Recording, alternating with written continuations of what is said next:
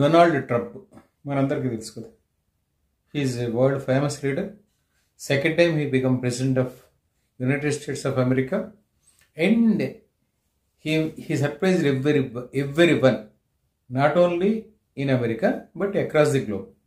ఇది తన విధానాలతోటి చాలా మందిని సర్ప్రైజ్ చేశాడు అతను. ఓకే రైట్, ఆ విధానాలు ముందు నచ్చుతాయా నచ్చవా ఏమిటి, ఈవెన్ అతన్ని ఇంతకుముందు వ్యతిరేకించిన వాళ్ళు కూడా అతనికి ఓటేశారు.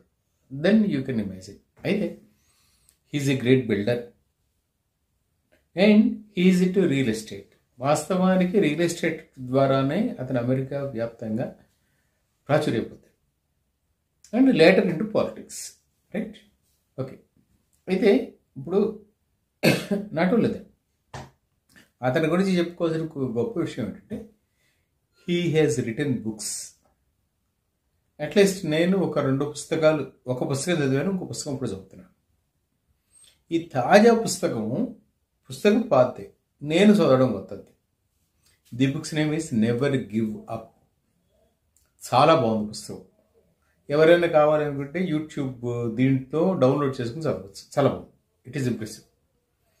అది వేరే వాళ్ళు చదివారు, అతను చదవలేదు. కానీ అయితే ఈ ప్రస్తావన అంతా ఎందుకు వచ్చిందంటే అతను నెవర్ గివ్ అప్ అన్నప్పుడు నేను అతని ఇంతకుముందు పుస్తకం కూడా చదివాను, దాంట్లో కానీ దీంట్లో కానీ.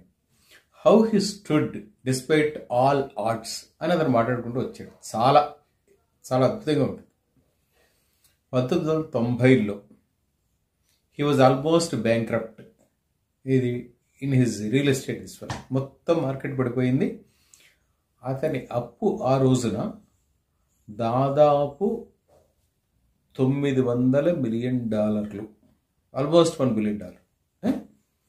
The worth of it then itself is 1500 కోట్ల అప్పు ఉంది అతని మీద.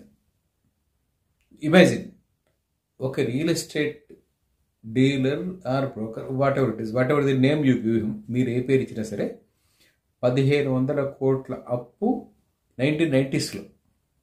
అతను తనతో పాటు నడుస్తున్న ఎవరితోటో చెప్తాట, దట్ ఒక బెగ్గర్ని చూపించి, that beggar is worth more than me, ఎందుకంటే నాకు $900 మిలియన్ అప్పు ఉంది, వాడికి అది లేదు అని. That's what he says. అంటే ఇది వాషింగ్టన్ పోస్ట్లో ఒక ఆర్టికల్ వచ్చింది అప్పట్లో ఆర్టికల్ వచ్చింది అని డొనాల్డ్ ట్రంప్ పుస్తకంలోనే అతను చెప్తాడు.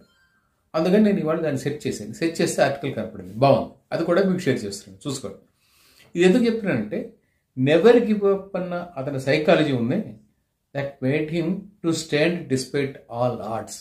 చూడండి, అమెరికన్ కాంగ్రెస్